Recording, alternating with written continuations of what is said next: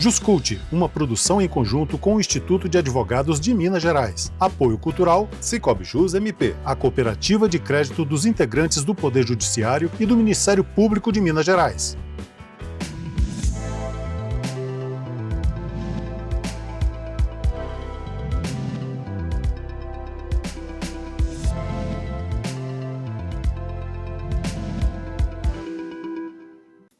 Olá, sejam todos muito bem-vindos ao Cultura Geral, ao Juscult, que é essa parceria entre Cultura Geral, a Instituto dos Advogados de Minas Gerais e a TV Banqueta, produzindo aqui na TV Banqueta, esse programa que é tão importante para a sociedade brasileira, que traz esses aspectos do direito de uma forma mais tranquila, para que as pessoas possam entender, sem um pouco com menos juridiqueza, vamos dizer assim, que totalmente sem juridiqueza não tem jeito, mas a gente tenta amenizar para que as pessoas entendam quais são as dinâmicas da sociedade, o que tem sido colocado, o que tem sido proposto, tanto em reformas de Código Civil, Código Tributário e assim vai, para a nossa sociedade de uma forma geral, para que as pessoas entendam e entendam também como é que isso atinge a grande maioria das pessoas.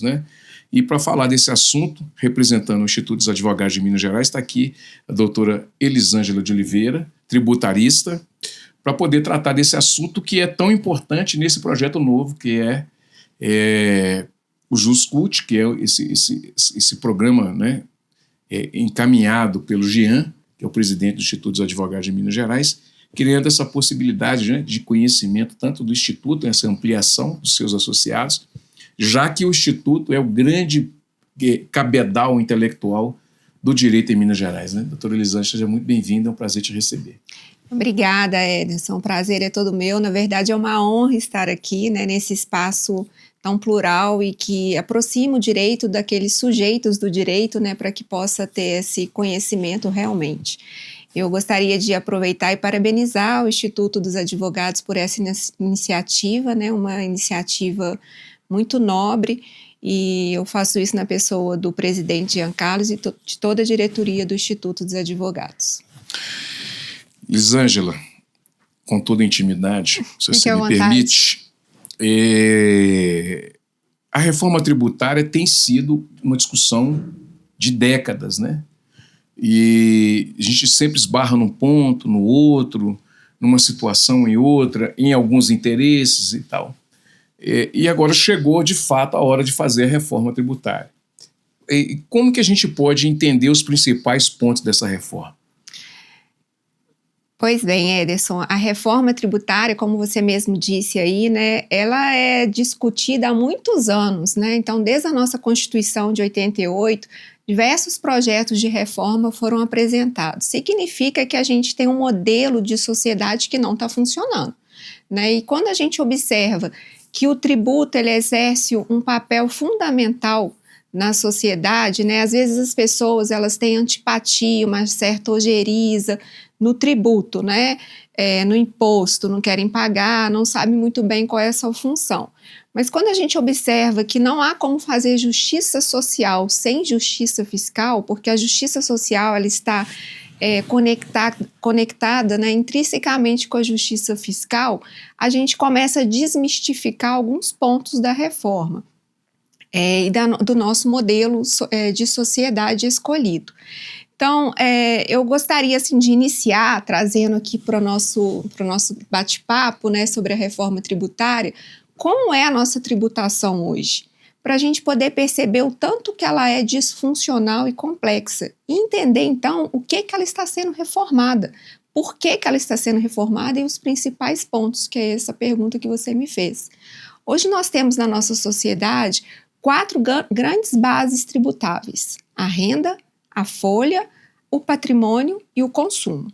Essas são as características. Essas são as principais bases tributáveis da nossa sociedade, foram eleitas, Então, nós temos hoje a renda, que é o rendimento que você traz do seu trabalho, do seu salário, dos investimentos que você realiza, que é o imposto de renda de pessoa física, pessoa jurídica. Essa renda, ela também está sendo alterada. Ela não é objeto da reforma do consumo, mas ela foi sinalizada pela Emenda Constitucional 132, de dezembro de 2023, para que o Poder Executivo pudesse fazer um projeto de lei, enviasse para que mudasse a tributação da renda de modo a torná-la ela mais progressiva. É o que a gente ouve aí, né, está no debate, ela não está aprovada, a reforma da renda, que é aumentar a faixa de isenção para R$5.000, tributar uma tributação mínima das altas rendas, né, então aquelas pessoas que recebem distribuição de lucros e dividendos de acima de 50 mil mês, que tem uma tributação de 10%, essa está em andamento, tá? E o governo divulga, né, que ele quer aumentar essa tributação da renda para dar um fôlego na tributação da folha, né, que são os encargos trabalhistas, previdência, aquele tributo que você tem ali retido ao receber o seu salário. A outra grande riqueza que nós temos é o patrimônio. O patrimônio, a tributação incide sobre a propriedade de bens, né? Então, por exemplo, no âmbito estadual, nós temos o IPVA que incide sobre a propriedade de veículos. Existia uma interpretação equivocada no nosso sistema que o IPVA só poderia existir sobre veículos terrestres, né, automotores terrestres. Então, assim, os grandes proprietários de jatinhos, aeronaves, embarcações, iates não pagavam IPVA, enquanto uma simples pessoa proprietária de um veículo, de uma motocicleta, pagava IPVA. Então, a reforma veio também fazer uma alteração nesse tributo, de forma que agora está constitucionalmente escrito que o PVA incide sobre veículos automotores terrestres, aquáticos e aéreos. E mais um detalhe, o IPVA passa a ser progressivo, então ele não tem uma alíquota fixa em cima de uma base de cálculo. Se você tem um veículo de luxo ou um veículo que tem uma potência energética mais sustentável, você pode calibrar a alíquota do IPVA. Então, isso é um ganho para a sociedade, né? Nós tivemos também uma mudança em outro tributo sobre o patrimônio, que é o ITCD, que também é de competência dos estados, na qual ele passa a ser progressivo, né? O ITCD é aquele tributo que incide sobre a transmissão de herança e de doação. E no âmbito dos municípios, a gente tem o IPTU, que passou também a ter competência o Poder Executivo, por meio de decreto, aumentar ou revisar a base de cálculo do IPTU, não precisando mais ir para a Câmara Legislativa. E por que eu estou dizendo isso? Esses detalhes são importantes para a gente conhecer o cenário no qual a gente está inserido. Então, essas mudanças, elas vêm para tentar mitigar um pouco do efeito da tributação que existe hoje de forma desproporcional, né, irracional no nosso sistema. A grande alteração que nós temos, e os pontos aí entrando diretamente na sua pergunta, é a reforma do consumo. Hoje, a gente comenta assim, né, Betão? A carga tributária no Brasil é muito alta. A carga tributária no Brasil é muito pesada, mas a gente não discute a composição da carga tributária e nem para quem ela é alta, né? De quem nós estamos falando. Então, se a gente tem hoje uma carga de 32,32% sobre o nosso produto interno bruto, a gente não fala que 40% dessa carga é referente à tributação sobre o consumo. E o consumo, ele não consegue fazer distinção de capacidade contributiva.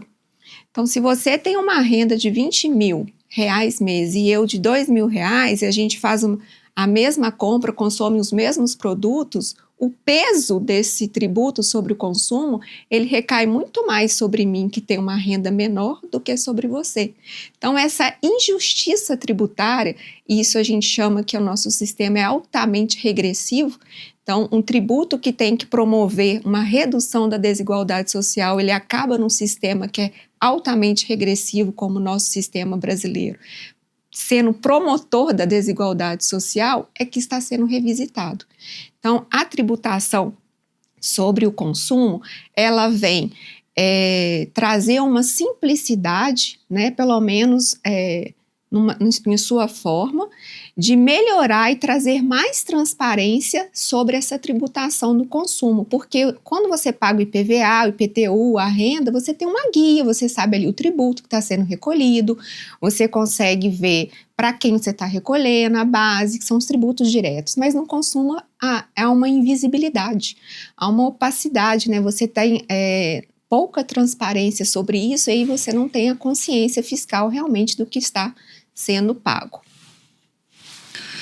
Nós podemos dizer que isso vai ter um olhar ou uma característica de justiça tributária mesmo? E uma modernização também do sistema, né? Modernizando um pouco mais o sistema. Sim, nós estamos vivendo uma grande mudança, né? Uma nova era da tributação.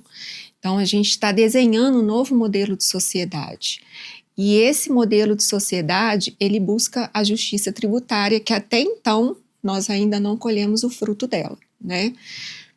O que nós temos de concreto, né? Nós temos hoje os tributos que incidem sobre o consumo, de competência da União Federal, o PIS, a COFINS e o IPI. De competência dos estados, o ICMS. E o ICMS hoje ele é muito relevante na composição e ele representa 80% da arrecadação dos estados. Então, ele é muito significativo para o nosso modelo federativo. E tem o ISS-QN, né, que é de competência dos municípios. Esses 5 tributos, que de competência da União, de competência dos estados e de competência dos municípios, eles mostram que a gente tem uma base muito fragmentada, a gente tem essa competência muito disseminada em 3 órgãos, 3 formas de legislar, né, a tributação. Então, a simplicidade da reforma vem, esse projeto, para unificar esses tributos em um apenas, que chama-se IVA, Imposto de Valor Agregado, onde ele vai ter uma tributação única, uma alíquota única, uma base única, e terão outras características que nós vamos falar aqui durante o programa. Mas, como nós vivemos um modelo federativo, né, onde tem repartição dessas competências entre União, Estado e município, foi preciso haver, então, um consenso. E esse consenso criou-se uma figura diferente, né, do IVA que a gente conhece de modelo internacional. O nosso IVA, então, passou a ser um IVA dual. Então, a gente unificou os tributos de competência da União, IPI, PIS e COFINS, num único que chama CBS, Contribuição de Bens e Serviços. Ele continua da competência da União. E unificamos o ICMS e o ISS de competência dos municípios no IBS, que é o Imposto sobre Bens e Serviços. De modo que esse IBS ele vai ter a competência compartilhada entre os municípios e os estados. E isso começa, então, a mudar um pouco o nosso modelo federativo até então. A CBS não vai ter grande impacto para a União, porque ela já é a competente tributária do PIS, COFINS e do IPI. Esse é o grande ganho. Melhorar, então, reduzir a grande gama que existe de obrigações acessórias, melhorar os procedimentos, unificar os tributos para que eles possam ser mais conhecidos, né, e não ser tão estranhos entre si. Existem alguns princípios que vêm, né, com essa reforma tributária que são muito relevantes para vencer essa regressividade do sistema da tributação sobre o consumo. O primeiro deles eu destacaria aqui, né, que é a transparência. Quando eu tenho agora, como eu disse no início, né, a tributação sobre o consumo, ela é pouco transparente, ela é opaca, as pessoas não sabem o que estão pagando. O tributo incide dentro dele mesmo, o tributo faz parte de outros tributos, ele está composto dentro do preço, e agora não. A reforma vem dizer que a tributação é por fora. Então, se eu te vendo um produto de R$100, e agora eu tenho uma alíquota, vamos considerar de 28%, você vai me pagar 128, sabendo que é R$100 de produto e 28 de tributo. Hoje nós não temos isso. Então, ter uma tributação por fora, termos uma tributação que altera também no destino. Hoje, a tributação sobre o consumo, ela acontece que ela fica na origem, né, no estado produtor. E a reforma vem trazendo uma nova modalidade, a tributação tem que se dar no consumo, onde está sendo consumido o produto. E isso afeta muito o nosso federalismo. Imagina, por exemplo, São Paulo, que é um grande estado produtor. E ele hoje, todo produto que sai de lá, ele fica com grande parte da tributação em seu estado. Passando a tributação para o destino, ele perde o orçamento. Então, existe, né, já mecanismos para que isso seja acontecido ao longo dos anos. Mas essa é uma realidade e é uma questão de coerência com a tributação sobre o consumo. A tributação por fora, um tributo que seja não cumulativo, né? O que é um tributo não cumulativo? É um tributo onde independe, né, a neutralidade tem a ver com a não cumulatividade, porque você, numa cadeia produtiva, o agente econômico, aonde ele está, ele é indiferente para a tributação. Então, hoje, o empresário, ele toma muitas decisões de ir para algum lugar, abrir uma empresa, de acordo com o tributo. Né? E isso passa a ser modificado, porque o tributo agora ele não vai ser mais um fator competitivo, né? Ele é neutro, ele é indiferente, ele é igual para todos.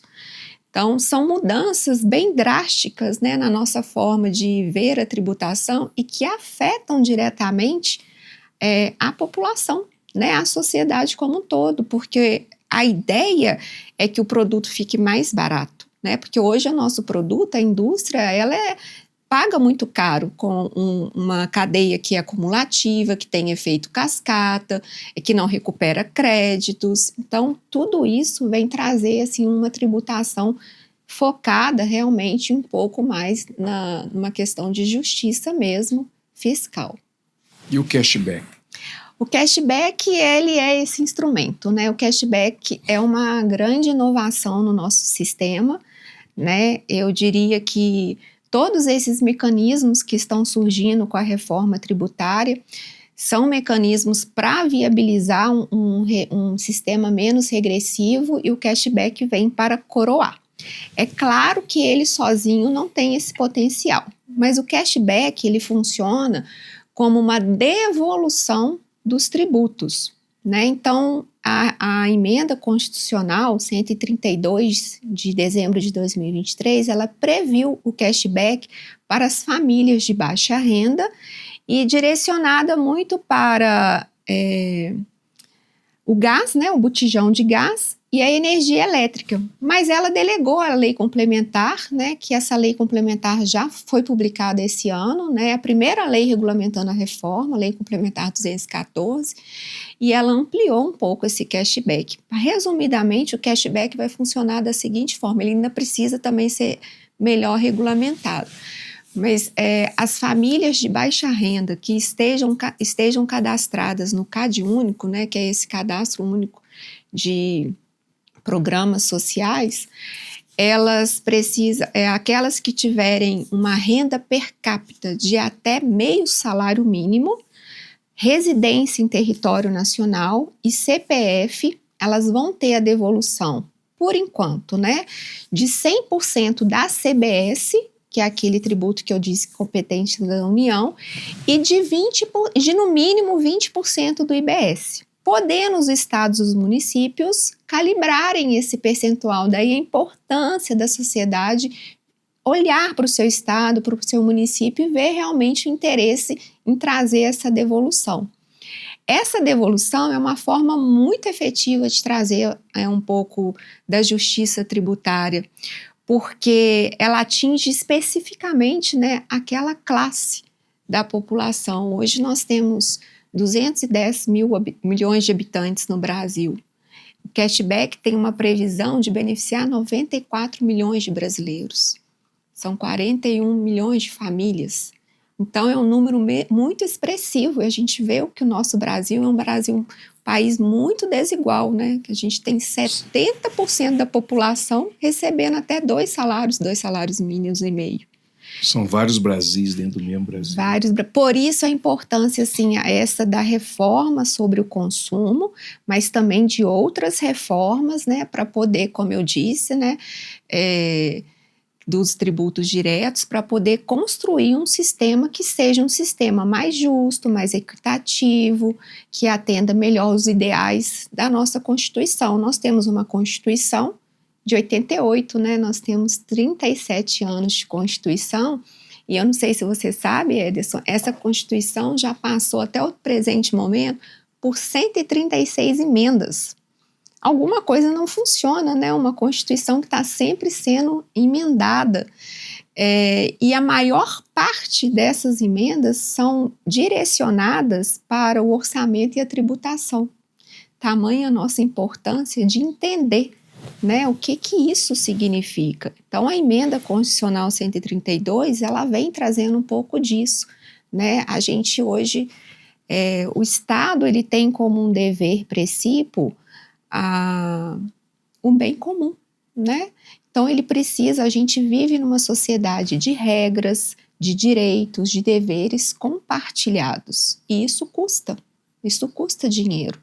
E o tributo, ele vem como esse elemento de materialização desse pacto social, né? Se a gente tem lá os direitos sociais, educação, saúde, trabalho, infraestrutura, segurança, garantidos na nossa Constituição, a gente precisa ter mecanismos de concretizá-los, né? Então, é por meio do tributo. Então, a justiça tributária, ela não pode ser vista somente no momento em que você arrecada o tributo, né? Nós precisamos olhar para ela como uma outra parte, né? O que fazer com esses tributos que são arrecadados. E o cashback, ele vem coroar essa justiça tributária, porque ele arrecada e devolve para os mais necessitados aquele tributo de forma direta.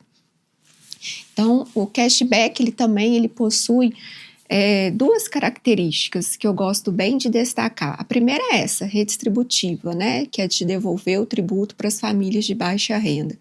E a segunda é uma característica estrutural, porque ele vai incentivar que as pessoas que vão consumir peçam nota fiscal, né, coloca o CPF na nota, para comprovar que houve, então, essa aquisição, né, esse consumo para poder ter de volta o tributo. E isso gera o quê?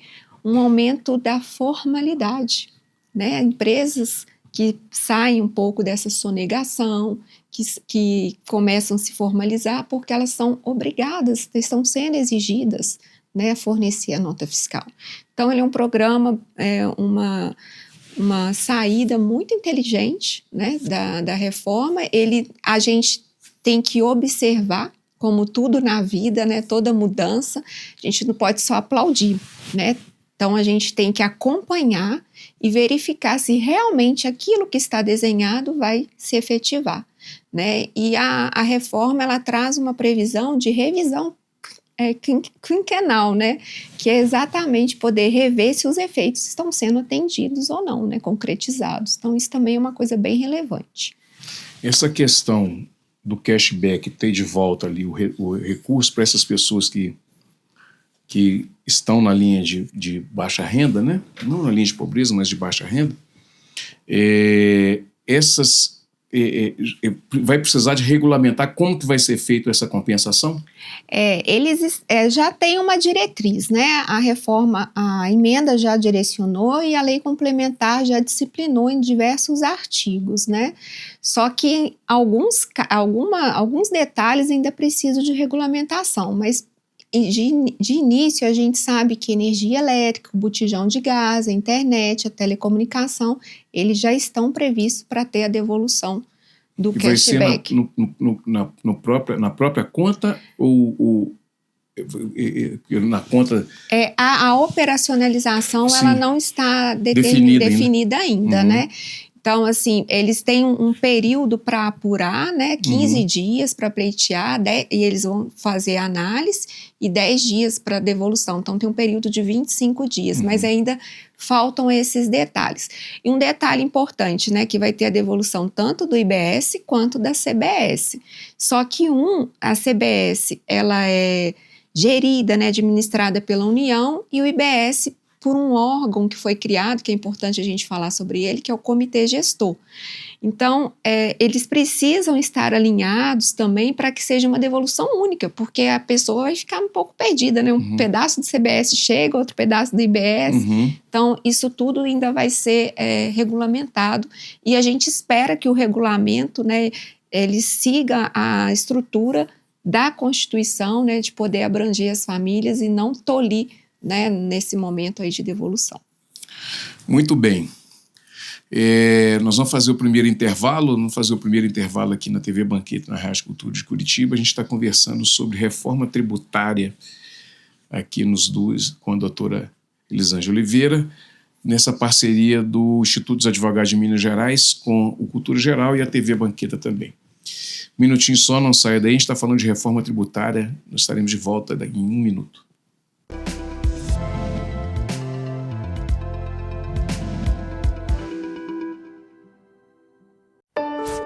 Sonhos cabem no papel, mas podem se tornar realidade. Eles crescem com apoio e investimento no presente. Educação para todos é o que inspira a LBV a buscar um futuro melhor para milhares de crianças e adolescentes. Acredite nesses sonhos, apoie suas realizações. Quando a LBV ligar, diga sim! Dengue, zika, chikungunya e febre amarela urbana são doenças transmitidas por um mosquitinho, o Aedes aegypti. Contra ele, a prevenção é a melhor solução. Vamos eliminar os focos de água parada nos vasos de planta, nos pneus, nos recipientes abertos. E um repelente é sempre bom. Vamos juntos com a LBV. Diga sim à prevenção. Apoio TV Banqueta.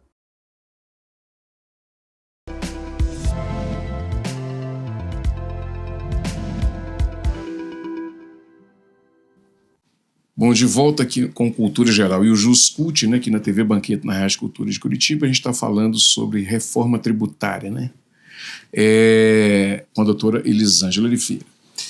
Doutora, nessa discussão que a gente está tendo sobre reforma tributária, a gente pode ou precisa falar também do comitê gestor, né? E como que a gente pode pensar essa ideia de comitê que vai fazer esse entendimento dessa reforma tributária? Perfeito. Esse é um ponto que merece muita atenção, porque o comitê gestor, ele foi criado exatamente em razão do nosso IVA dual, né? Já que eu terei competências compartilhadas, eu mudo um pouco o nosso modelo federativo, né? Então, assim, os estados hoje, eles fazem toda a administração do seu tributo, né? Eles definem a alíquota, definem base de cálculo, e agora não vai ser mais assim. A gente tem uma lei igual para o IBS e para a CBS, mas criou-se um órgão, um super órgão com muitos poderes, e esse órgão é uma entidade pública sobre um regime especial, que ele vai ter muita autonomia administrativa, autonomia orçamentária, financeira e técnica. Então, ele é composto, né, pelos representantes dos estados e dos municípios, e é lá que vai chegar o dinheiro, né, o produto, o tributo da arrecadação, o IBS. Ele que vai fazer a gestão, para saber quanto que ele vai mandar para o estado A, para o estado B, para o município A. Então, esse superpoder, né, que a gente está assim denominando, esse super órgão, ele vai ter poderes assim, que precisam ser muito bem acompanhados, né, para a gente poder entender e compreender como vai ser ele quebra, né, o nosso paradigma de federativo no qual nós estamos inseridos. E inicialmente ele vai ser financiado pela União, tá? A União vai aportar um grande valor ali, e parte da arrecadação do IBS vai ser destinado para a manutenção desse comitê gestor. Então ele tem um fundo muito expressivo, né? Milionário, aí, trilhardário, para poder fazer toda essa gestão. E é lá que também vai ser criado conselhos que vai definir, né, qual que é a interpretação da legislação, né? Então, você imagina, Ederson, um Estado que está acostumado a gerir seu próprio produto, né? Você tem autonomia financeira. Isso é importante, porque a autonomia financeira está ligada à competência tributária. E agora os Estados não têm, porque o dinheiro passa, né? E eu vou explicar um pouco como é que vai chegar até lá o comitê gestor. E ele lá é que vai fazer a retenção e depois a distribuição para os estados e os municípios. E essa mudança de paradigma, ela precisa de passar por um momento de transição federativa. Depois a gente fala da transição da reforma, mas essa transição federativa, esses efeitos, ela é diluída ao longo de muitos anos. Por exemplo, eu comentei sobre a tributação no destino, né, no estado consumidor. Quando o comitê ele faz a retenção desse imposto, para depois ele devolver e verificar ali quanto cada estado, município tem a participação para poder ter de volta, isso vai começar em 2029 até 2078. Então, a cada ano ele tem um percentual de retenção e redistribuição. Depois existe um percentual menor até 2097.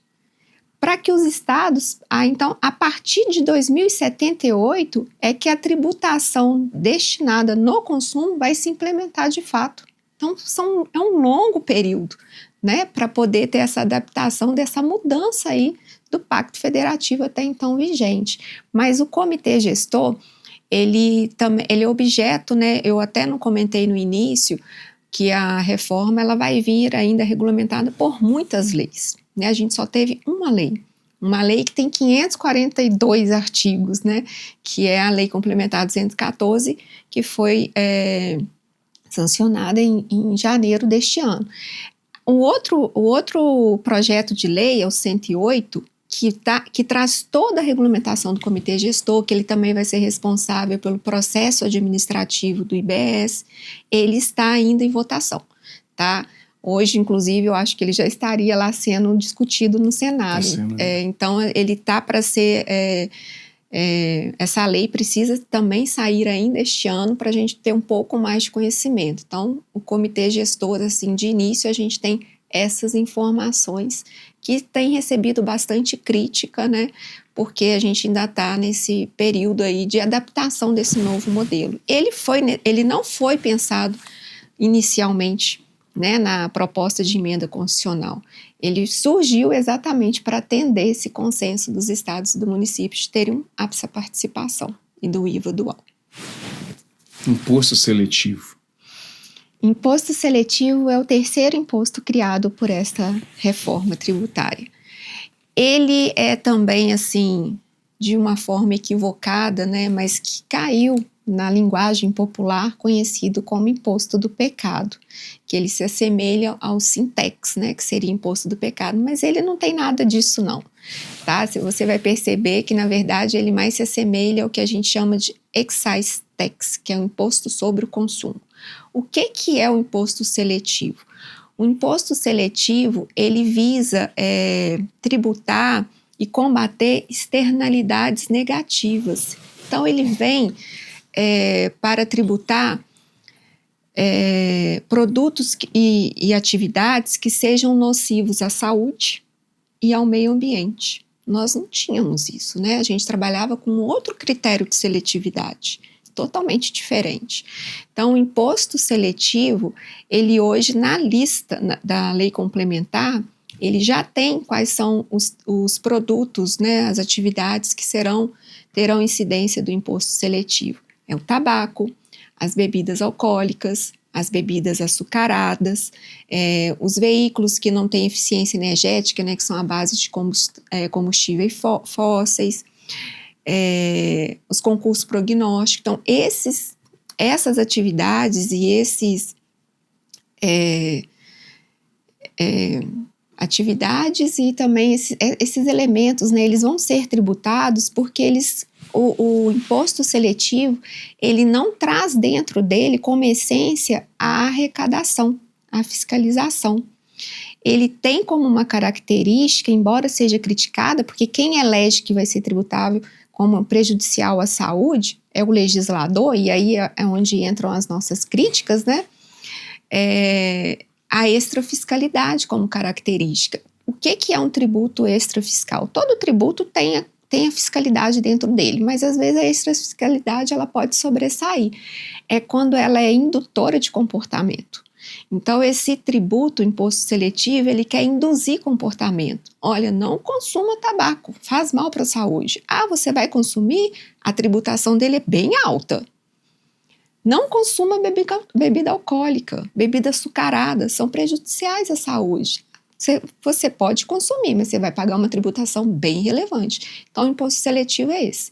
Ele vem para combater essas externalidades negativas, né, e trazer uma tributação para produtos que sejam prejudiciais à saúde e ao meio ambiente.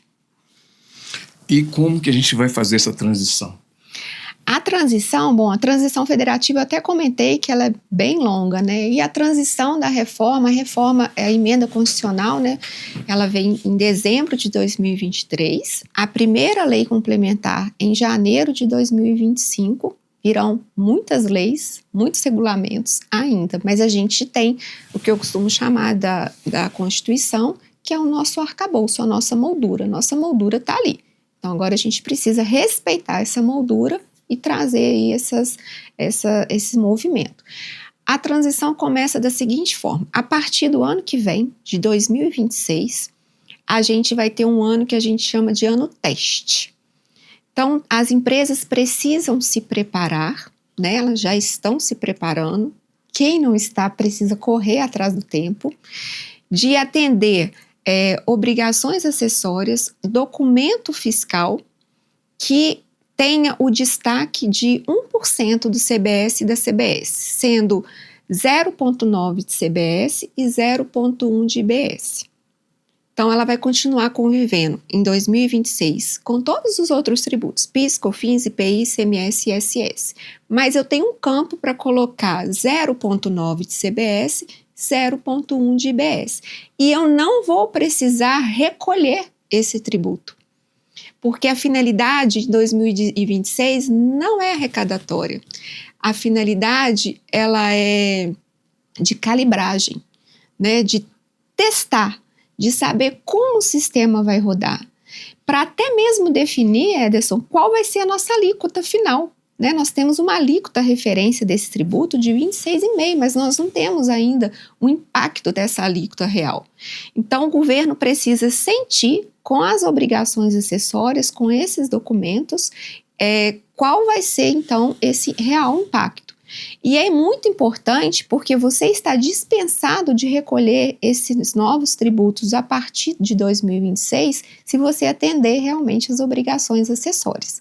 Então, precisa cumprir a documentação fiscal, as obrigações acessórias, as empresas, quais serão, né, ainda não estão tão claras. Eles estão para divulgar entre hoje e amanhã, inclusive, né, quais seriam essas obrigações, se haveria uma penalidade para quem não atender ou não. A natureza dessas obrigações, mas enfim, para 2026, então nós não temos uma mudança de grande relevância no sentido da tributação. A partir de 2027, o PIS e a COFINS some do mapa. Nós não temos mais PIS e COFINS. O IPI, ele também deixa de existir, mas ele passa a existir com alíquota zero, com alguma tributação em razão de respeito da zona produtos fabricados na Zona Franca de Manaus. Então, em 2027, eu tenho a entrada plena da CBS, que é a contribuição sobre bens e serviços de competência da União. Então, ela começa a vigorar a partir de 2027, 2028. A partir de 2029, eu começo a ter uma mudança gradual do ICMS e do ISS.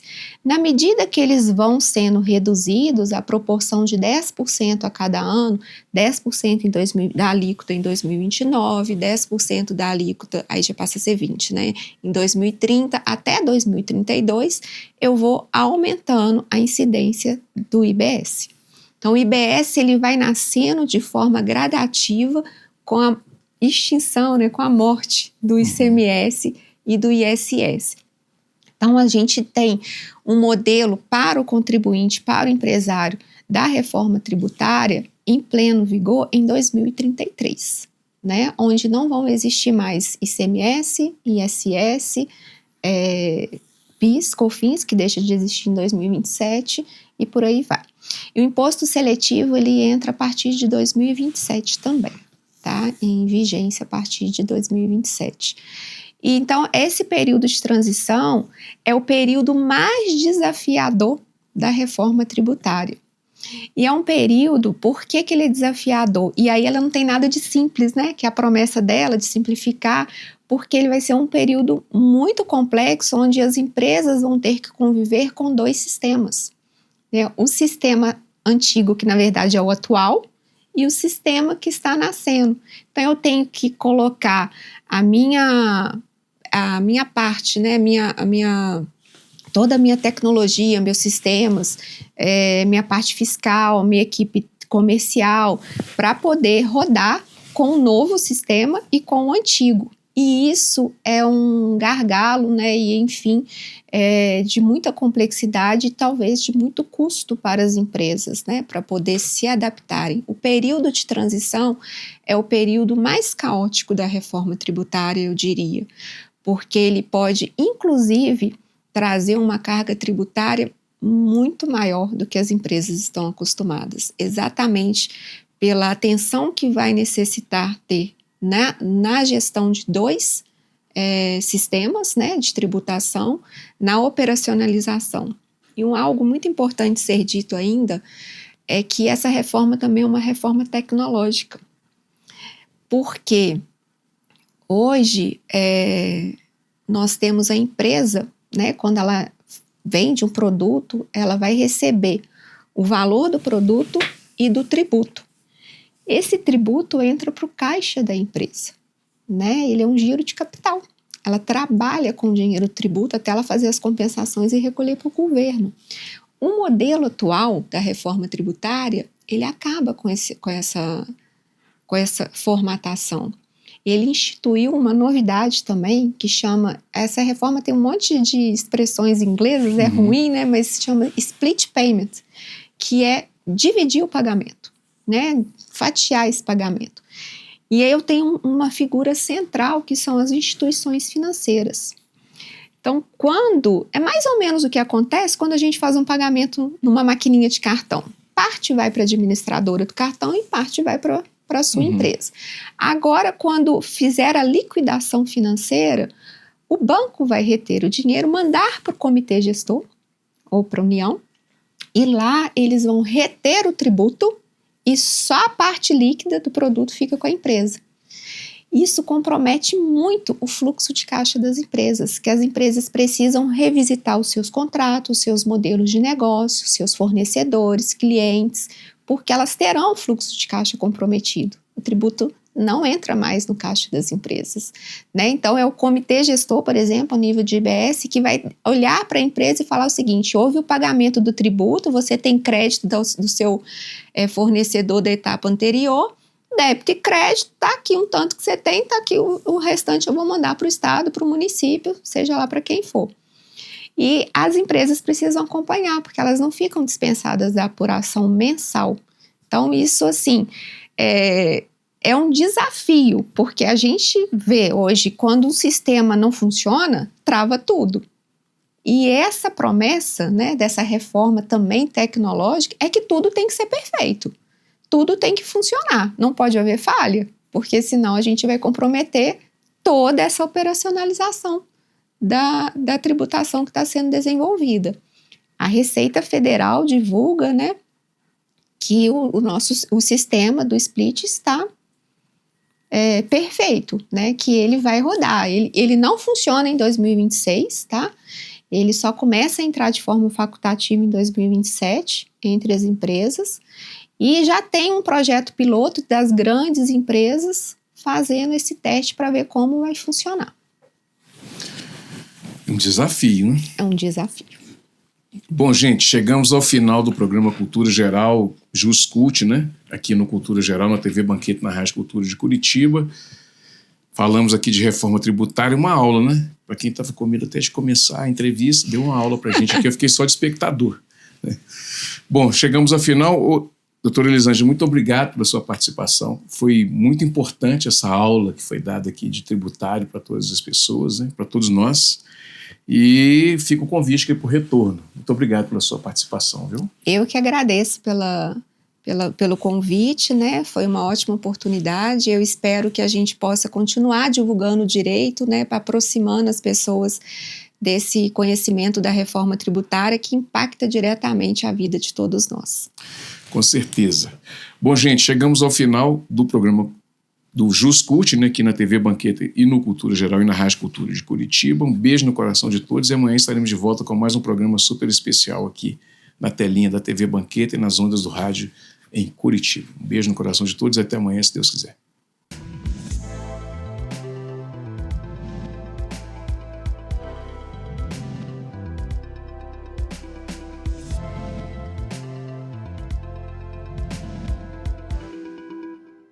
JusCult, uma produção em conjunto com o Instituto de Advogados de Minas Gerais. Apoio cultural, Cicobi Jus MP, a cooperativa de crédito dos integrantes do Poder Judiciário e do Ministério Público de Minas Gerais.